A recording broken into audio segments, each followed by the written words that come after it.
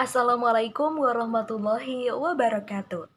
Halo semuanya, saya Intan Tiduwulandari dengan NIM 8603700034.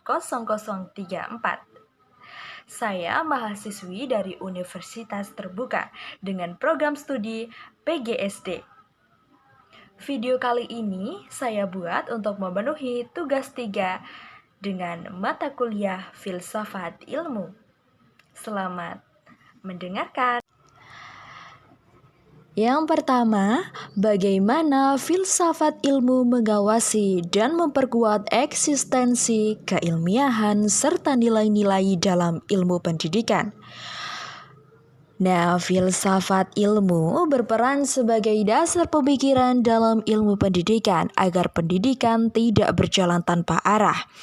Filsafat ilmu membantu menjelaskan hakikat pendidikan, cara memperoleh pengetahuan pendidikan, dan tujuan nilai yang ingin dicapai. Di sini ada 3, yaitu ontologi, mengkaji apa yang menjadi objek pendidikan seperti manusia, belajar, dan perkembangan peserta didik.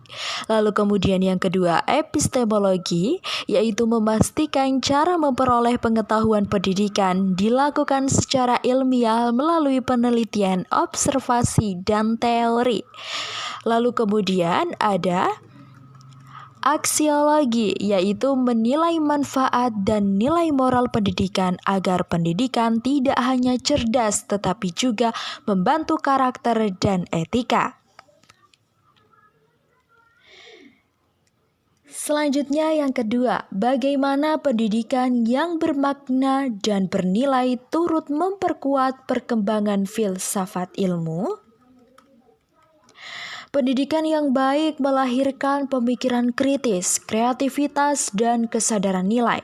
Dari praktik pendidikan muncul berbagai pengalaman dan masalah baru yang kemudian dikaji oleh filsafat ilmu untuk mengembangkan teori, metode, dan pandangan baru tentang ilmu pengetahuan. Jadi, pendidikan dan filsafat ilmu itu saling mendukung. Selanjutnya yang ketiga, mengapa filsafat ilmu dapat disebut sebagai pisau analisis?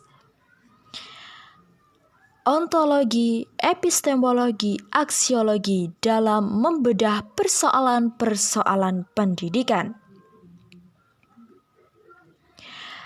Disebut pisau analisis karena filsafat ilmu digunakan untuk membedah dan memahami masalah pendidikan secara mendalam. Seperti ontologi menanyakan hakikat masalah pendidikan, misalnya apa tujuan pendidikan.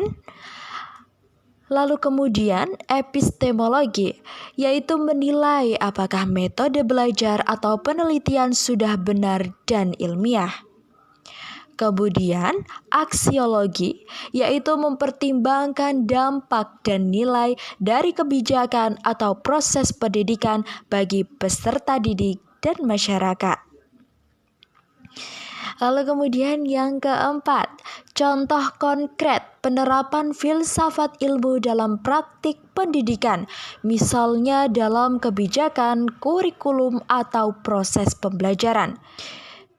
Nah, jadi contohnya dalam kebijakan, pemerintah membuat kurikulum yang tidak hanya fokus pada nilai akademik, tetapi juga karakter dan keterampilan.